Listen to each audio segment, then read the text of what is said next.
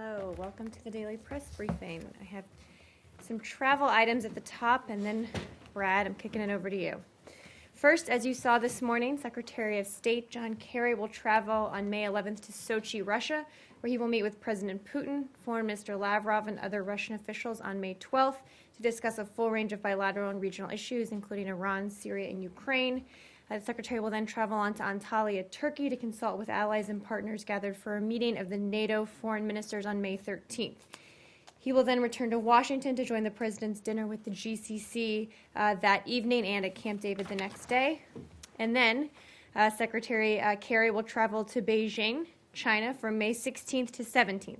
While in Beijing, Secretary Kerry will meet senior leaders of the Chinese government to advance U.S. priorities ahead of the strategic and economic dialogue this summer and the planned visit to the United States of President Xi Jinping this fall. Secretary Kerry will then visit Seoul, Republic of Korea, from May 17th to 18th. He will meet President Park and the foreign minister to discuss a range of global, regional, and bilateral issues, as well as President Park's upcoming visit to the United States. On May 19th, Secretary Kerry will travel to Seattle, Washington, to deliver remarks on trade, including the Trans-Pacific Partnership. A lot of travel coming up. Right. Yes. With that, Brad, and So we're leaving very soon for Russia today. I understand. So. We'll be quick. No, it's okay.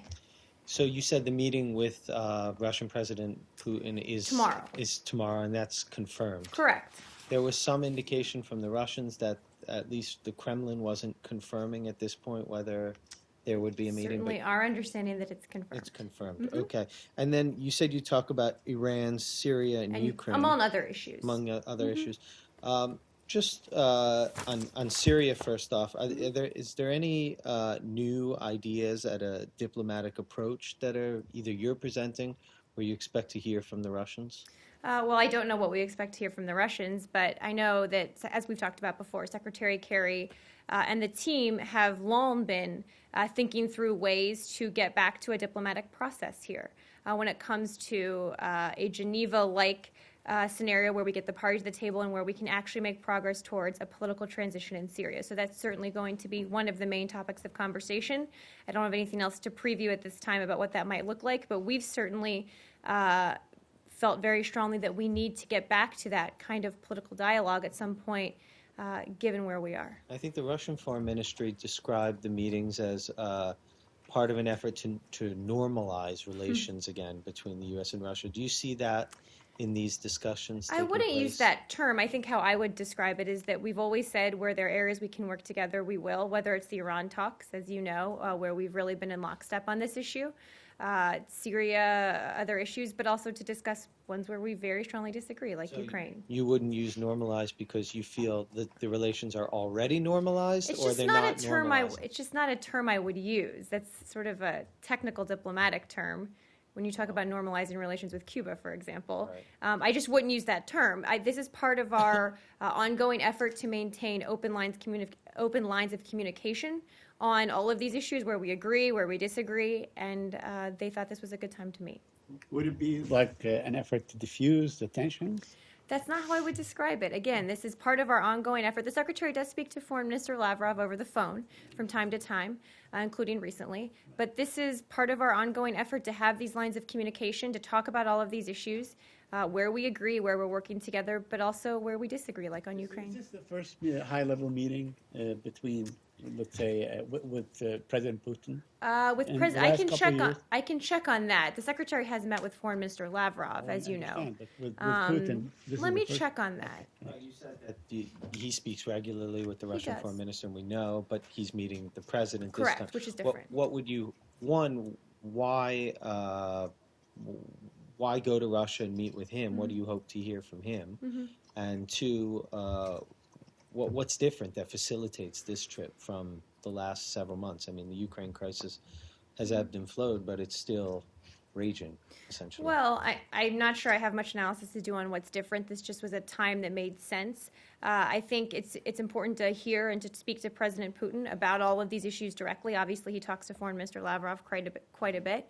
But these are all very serious issues, and given that we're going there, we thought it made sense to meet with President Putin. Is the meeting being done at the request of the Russians or the Americans? We always make these decisions jointly about where we will meet and when. Okay. Can I change topics? Sure. Could I ask you about Indonesia? Indonesia is turning back hundreds of Muslim Burmese. Do you have any comment on that? I hadn't seen that. I'm happy to check. Okay. And you just announced that the secretary is going to Beijing. Yes. That's 16th. And I think the 16th and 17th. Let me check. yeah, Yes, the 16th and 17th. the Indian Prime Minister is going to be there also. At the same time? I don't know. On Thursday, I think he's going to be there Okay. onward. Is there any possibility of secretary stopping in India on the way back? I have not heard that any additional stops will be made. The secretary was just in India, as you know, not too long ago. Speaking of China, We're stopping in Seattle on the way back, Oh, actually. okay. speaking of China, Marie, the president of Djibouti just announced that the Chinese are welcome to build a military base in Djibouti. Do you have any information on that? Do you have any reaction? I hadn't seen that, but during our meetings in Djibouti, certainly, we had very good and positive conversations about our military presence there. The Secretary spoke publicly about this, as did the Djiboutians. So this is a partnership we care deeply about, and certainly they've been very close partners in the fight against counterterrorism, that we use that base for. This is proven to be true. Would that alarm you, disappoint you? Would you pressure the Djibouti government to take back its welcome? Given I haven't heard the reports, I'm probably not going to delve into analysis on that. Yes. With regard to the trip tomorrow, or today and tomorrow, Mm-hmm. You said it made sense given where we are now to have this meeting now with President Putin. What are the conditions about where we are right now that prompted a meeting with the president of Russia? Yeah, trying to tease out what the colloquial means there more specifically. Well, as I said, this is given the fact that we're going to Sochi, we thought it made sense to meet with the president. I think given where we are in Syria and the fact that we believe that we need to get back to some sort of political transition dialogue, that we believe we need to get back to a diplomatic process, that we haven't seen a lot of movement there in the past months. I think this is one of the reasons. Also, given we're close to the Iran deadline on the nuclear negotiations, and the Russians have been in lockstep with us on that issue, but also given what's going on in Ukraine, the continued violations of Minsk, the continued aggression by the Russian separatist forces. These are all topics that we thought it made sense to discuss now. Summit? Sure. Okay. Now, there's a lot of talk around town, I'm sure that you are aware, that there's been a snub of the United States, I that, know. nobody's I've attending. seen some of that talk. And all these. And do you have any comment on that? Well, I think that nothing could be further from the truth, that there was some snub, to use the cable news talking point. The secretary had really good meetings with King Salman and other senior Saudi leaders in Riyadh, and also had very good meetings with the GCC foreign ministers in Paris, where we walked through in detail the Iran negotiations. These were very positive discussions, both about the Iran talks and where we are, but also about the Camp David summit, and leading into this, which is really designed to enhance our security cooperation, as you know. And to that end, we never expected every head of state would attend. Never had that expectation. For example, Mohammed bin Zayed is the one that tends to represent the UAE. He's been in the Oval Office multiple times. He tends to be the one that represents them. King Salman made this decision given what's going on in Yemen. He's sending the Crown Prince and the Deputy Crown Prince, who are fully empowered. They run intel, they run defense, they run a lot of the areas that we're actually going to be talking about in detail at Camp David. So we believe that the right mix of people will be there. We're looking forward to the summit. And again, it comes on the heels of very positive discussions we had both in Riyadh and in Paris. Certain bloggers from the area are suggesting that King Salman might be quite ill, actually. Can you confirm or deny that? Well, I think I'll let the Saudis speak to that. As I noted, we just had a very productive meeting with the king in Saudi Arabia, and they've spoken to his decision-making on why he won't be attending. Okay, and aside from this, say, the missile shield that the United States is apparently suggesting, and the suggestion to combine, the Gulf state armies together, what else is the United States prepared to do? Well, I don't think I'm going to preview the summit before it happens, but in general, we're talking about increased and enhanced deepened security cooperation. We're talking about that both in the context of the Iran negotiations and what Iran is doing in the region, but also more broadly. So this is really building on years of cooperation we've had and talking about the way forward here, and I think we'll probably have more to say as we get into the summit. And my last question on this now, I know that at least Kuwait and Bahrain have some sort of special some sort of defense pact with the United States, and apparently Saudi Arabia and the United Arab Emirates want to elevate that. That's what the ambassador said the other day. What kind of relations do you see? What kind of military relations Well, we have could very come out of strong this? military-to-military relationships with all of these countries, whether it's arms sales, whether it's training, whether, each country is a little different, right? But coming out of this, I think we'll be talking more specifically about what even more we are going to be doing. Again, I just don't have much to preview for you. On the Sorry. On this, you said that you didn't expect that every Gulf leader will be in town, but We didn't, no. yeah, but the White House was expecting King Salman to be here, and he put on the schedule for next Wednesday a meeting with between the president and King Salman. Right. Well, we learned of the king's possible change of plans from the Saudis on Friday night, I think after that schedule had already gone out.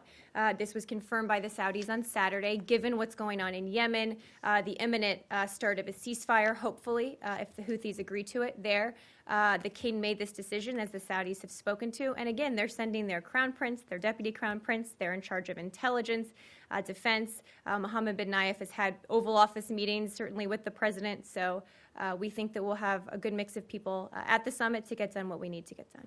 Thank you. Can I just go back to the meeting with the Russians? You can.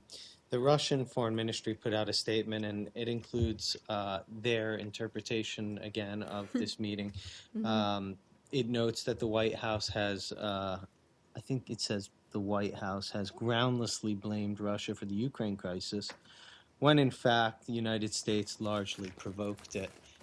Given that you said it makes sense to meet Russia at this time, I mean, Yes. are these the type of comments that augur well for a meeting when Well, just because we disagree strongly on something doesn't mean we shouldn't meet and talk about it. So obviously, Ukraine will be a huge topic of conversation here. And we've seen statements like this from the Russians repeatedly.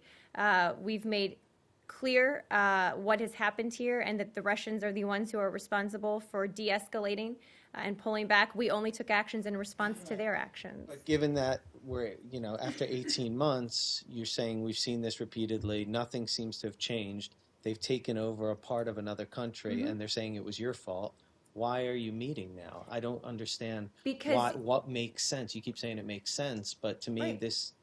nothing's changed. Because you Why can't didn't deal meet- with diplomatic issues if you don't do diplomacy, Brad. Then why didn't you meet them last year? Well, we have Why met with didn't you meet we them have met with 6 months we've ago, met with 3 the months ago, Russians. 9 months Secretary Kerry's met with the Russians multiple times. Not with the president. Not of with the Russia. president. Given that we are going to Russia for this meeting, we thought that it made sense to meet with President Putin. Again, it's not just about Ukraine. It's about Syria. It's about Iran. It's about a number of issues. And just because you strongly disagree with what a Right, but country you is doing haven't s- doesn't mean you shouldn't meet with them. In fact, it actually means you should to try and make progress. Which begs the question: why haven't you been setting up this type of meeting months or even a year ago? Well, we've been meeting If it with was so Foreign Minister important. Lavrov repeatedly, as you know, and they've spoken on the phone repeatedly. And again, I don't have much more. There's not sort of any more mystery to the timing. This is just what made sense in our schedule and our travel schedule, what made sense in terms of where we are in a number of policies. There's not much more to it than that. Yes. Did you? Go ahead. Go ahead. No, I just wanted to ask you, you said they will discuss Syria and other issues. Will they discuss the Middle East peace process? I don't know. Because We'll see. Abbas was just meeting with President Putin. I don't have So much would more that to be- preview for you. I wouldn't be surprised if they did, but I just can't predict. Do you see a sort of a more energized role for Russia in this process, perhaps? To sort of I'm not inject sure I some would- life into the quartet that is really Morvan, so to I'm not speak. sure I have much to say on that right now.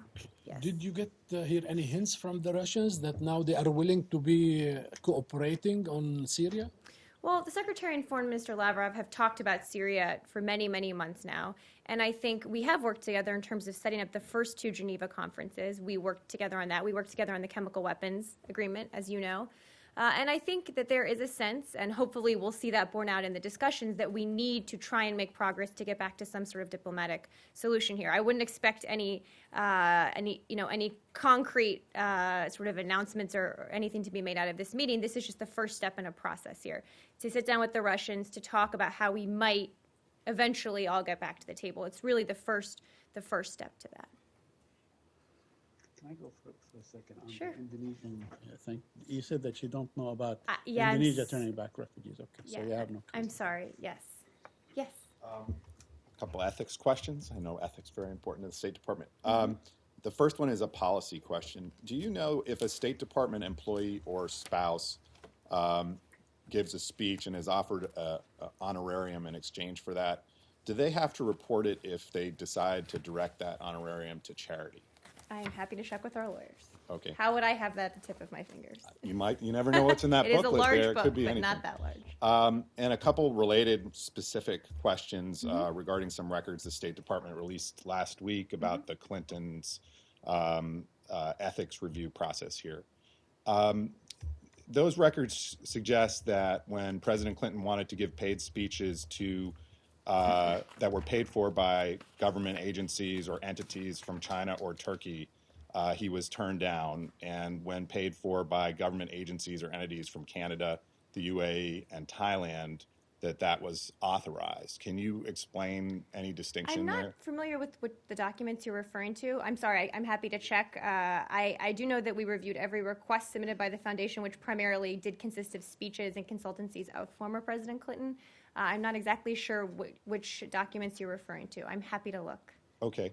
Yep. And you may not be able to answer this if you don't know about the I'm documents. going to go 0 but for 3 today. The last one is, so part of this ethics advice process was to give the secretary advice on how to deal with potential conflicts of interest created by, or potentially created by, her husband's business dealings or speech practices. Do you know if the State Department ever advised that one way to cure such a conflict would be to have the money given to the Clinton Foundation rather than have the Clintons I have no idea. accept them? Again, these were internal processes many years before I certainly got here, and we certainly got here. I'm happy to check and see if there's anything to share. Okay? Thank you. Yep. Yes, in the back. A Turkish cargo ship had been attacked off the coast of Libya's port city Tobruk, and one officer had been killed as well. Do you have any comment on it? Yes, we are concerned by these reports. We're seeking additional information. We send our condolences to the family of the Turkish crew member who was killed. Hope for the quick recovery of those who were injured in the attacks. As we've said, when it comes to Libya, we remain committed to supporting the UN process. And the special representative of the Security Council, or excuse me, of the Secretary General, his efforts to establish a national unity government. So in general, that's what we're focused on, but we're trying to get more details about this. Yes. On North Korea. Yep. It's okay. So North Korea announced that on May 9th it launched an SLBM, and I wondered if you had a comment about that. Yes, we've seen the reports. As you know, we tend not to comment on intelligence-related matters, but again, call on North Korea to refrain from actions that further raise tensions in the region and to focus instead on taking concrete steps to fulfilling its international commitments and obligations. And I don't have much more to share than that. Yes, right behind you. Colombia, President Santos announced that Colombia was stopping the U.S.-backed aerial spraying of coca crops. Do you have a reaction to that decision? Yes, this decision, the decision whether to, I think, use a certain type of spray to eradicate coca is Colombia's to make. As we've always said, we'll respect whatever conclusion Colombia reaches. We've developed a number of approaches as part of a comprehensive effort to confront narco-trafficking, and if aerial eradication isn't possible for some reason, we'll continue our efforts to use other tools by working with our Colombian allies on this. Yes. I have a question about Secretary Kerry's trip to Beijing. Yes. Do you know if he'll be discussing historical issues at all or relations with Japan at all? I don't have much more of a preview for you than I read out at the top. We'll get you more as we get closer. Okay? Basically the same question. Oh, but will the we be topics discussing again. North Korea? I can guarantee you that we will be discussing North Korea. Yes. And same in Seoul. And Seoul? Yes. Yes, I can guarantee you that would be on the agenda both places. I can almost guarantee that as well. I'm just setting up all the meetings for the Secretary today. Yes, but those are issues we talk about with the Chinese and the South Koreans quite regularly. I would guess we will. But again, we just announced the trip, so we'll get you more as we get closer. Thank you. Yes. Mr. Narendra Modi's visit, where he announced visa on arrival, which is not actually on arrival, it's something with the e-visa. I had asked, and from this podium I was told that the US is also working to provide some kind of expedited visa or relief, like something like global entry and then some visas for business people. Do you have any updates, or you can take the question? I'm happy to check with our team. Yes. Go ahead. The GCC summit, you said they'd be talking about security cooperation. Uh-huh. Is there an expectation at all that there will be some sort of like weapons deal that would come out of it? Well, we have ongoing weapons deals with many of these countries. I don't have anything else to preview for you in terms of what may come out of it. Of course, there's speculation that King Solomon is skipping because he's not getting the weapons that he wants. Well, I addressed that at the top, I think. I don't know if you were here or not when I said nothing could be further from the truth. We just had a series of very good meetings with the King and other Saudi leaders in Riyadh, very positive about our policies. Obviously, they have questions, as we know they do, but the tone and tenor was very much of working together on this and having shared interest and answering those questions, and I think had very positive meetings on Paris after Riyadh. So I would roundly discount those reports. I have time for a couple more questions. Go for it. Okay, very quickly. Today, Federica Mogherini spoke before the Security Council, and she laid out a plan to save the refugees, Yes, to save out she the did. lives and so on. Are you part of that? Are we what? Sorry. Are you taking part of that? Well, we're Are you aiding them? certainly, we saw the comments, we're certainly aware of the EU interest in UN action on this, particularly I think in UNSCR probably. She briefed the Security Council this morning, as you said. We're reviewing options for addressing this issue at the United Nations. So we don't have much more on that. But more broadly speaking, we believe that any response should impose consequences on criminal smugglers and their assets. It should avoid putting migrants in further danger. These are sort of principles that guide how we respond to these issues, and we'll keep working with the EU on what the next steps will be. Seeing how the United States maintains a robust naval presence in the area, would it use these facilities or these abilities and to That's sort of not aid? something I've heard, but let me check with our team and see if there's You more. have, you do have large presence in We the, do, in the but I Mediterranean. think those that presence is for certain missions, and I'm happy to check with our folks. If I understand correctly, you're going with the secretary to Moscow, Yes. to Russia, and to Turkey. Yes, Uh, and then to No, in Turkey. Beijing. Will that question come up or not? What question? The tweet about you. Will that come up? I'm surprised anyone even there still would even care about it. I doubt it, honestly. We're going to meet with our NATO allies. I don't think that the mayor of Ankara is part of that discussion. It's really at a different level. The headline of the meeting in Turkey with the NATO partners. This is a NATO ministerial. Obviously, there's a lot going on that NATO is heavily involved in. We'll have just come from Russia, and NATO obviously is very focused on the situation in Ukraine, but many other issues as well. So this is a check-in with our other ministerial colleagues at NATO, obviously something that's very important to us. Anything else? Thank you. Quick briefing, guys. Thank you.